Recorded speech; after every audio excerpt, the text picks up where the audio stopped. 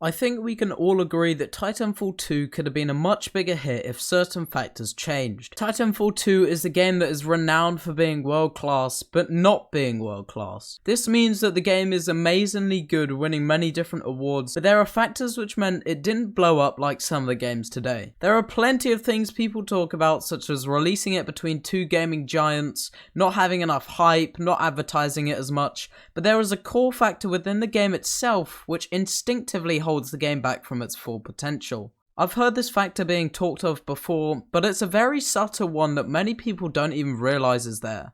Let's take a dive into the subtle reason behind the failure of Titanfall 2. You see, Titanfall 2 throughout its life has had identity issues. Not in an explicit sense, because Titanfall 2 is Titanfall 2, there is no other game like it, but more in a deeper sense of the core aspect of the game. The best video games cater to different parts of the player base with different aspects of the game. They have casual modes or specific things that help casual players enjoy the game and have fun, but then also have areas in which you can embrace your inner sweat and allow the competitive players to thrive. Take most first-person shooter games today that are big. You'll always find modes and abilities within the game to cater towards the casuals, but then they also have a ranked or competitive game mode for the more serious types of players in the game. And this is the big problem. Titanfall 2 is a mishmash of competitive and casual, all crammed into one game. The developers have areas in which cater for the casual player base,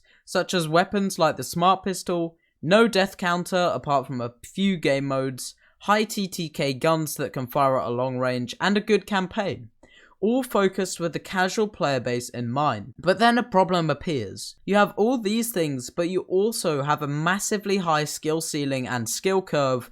You have movement, which allows the skill ceiling to branch even higher, and most importantly, there are no competitive modes within the game. And because of this cocktail of competitive and casual blended into one, you start to have a game that has fundamental problems for new players and veterans alike. New players are continually going to be beaten by very good players and struggle to enjoy the game and grasp the movement concepts. Yet competitive players are forced to organise their own tournaments within communities to have any sort of competitive atmosphere.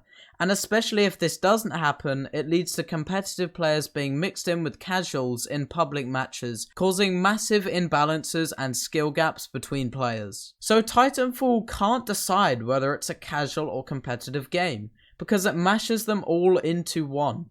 If Respawn had added a separation in competitive and casual aspects in the game, then I believe we'd be in a very different position today talking about it, and I think this is one of the subtle reasons that no one really thinks about when they consider the failure of Titanfall 2. Thank you all for watching, I appreciate you all very much, have a great day, make sure to subscribe and like if you haven't already, have a good one.